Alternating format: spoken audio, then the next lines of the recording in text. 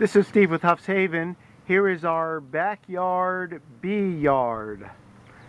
We live in the suburbs, have just about 3/4 of an acre of yard, and we actually keep the bees right here against the back of the house, right below a bedroom window.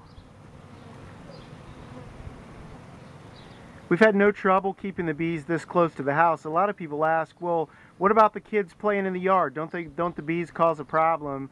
Actually, no. I mean, I tell people all the time that bees will not bother people unless the people bother them first. Kids play out here all the time, and we do not have difficulty with the bees bothering the kids. Obviously, we need to respect the bees. The only trouble I have is when I try to mow and trim the grass right next to the entrances. I need to be a little bit careful about that.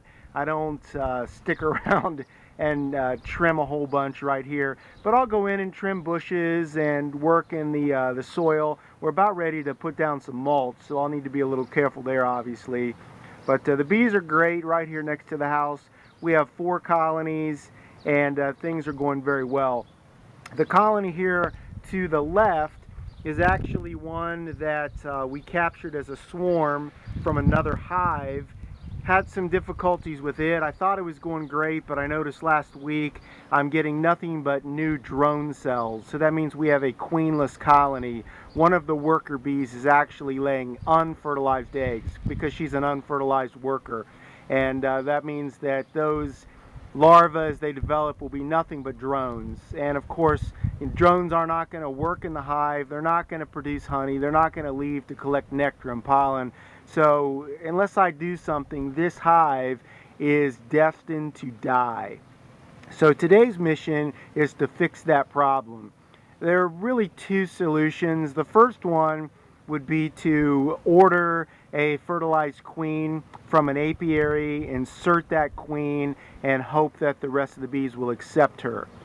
The other option is actually the option that I'm going to take, and that is to go inside one of the other colonies and find a frame where the healthy queen has actually laid some eggs, maybe 1 or 2 days old. So they're just going to be tiny, smaller than a grain of salt.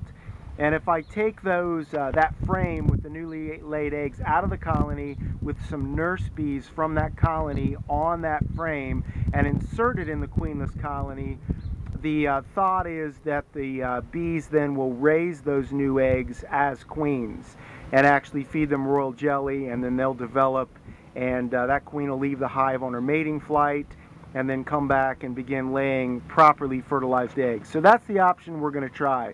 So these are our 4 colonies. My colony that's on its 2nd year is down there on the end, and I've recently added a new super at the top. The bottom 3 boxes are the brood chamber, and I was just inside and found some freshly laid eggs, so that's rocking and that's going great. The 4th box up is jam-packed full of honey already, and in the very top super, the bees are working on drawing those frames out, making honeycomb. The next hive over with the unpainted top cover, that's a newly installed package, about a month old, and the queen's laying eggs. I found presence of new eggs today. The colony that I took the eggs from, or that I'm going to take the eggs from, is right here. Also a captured swarm. So I captured a swarm that had a viable queen. She's laying, and then down here is the queenless colony. The Huffs Haven Backyard Bee Yard.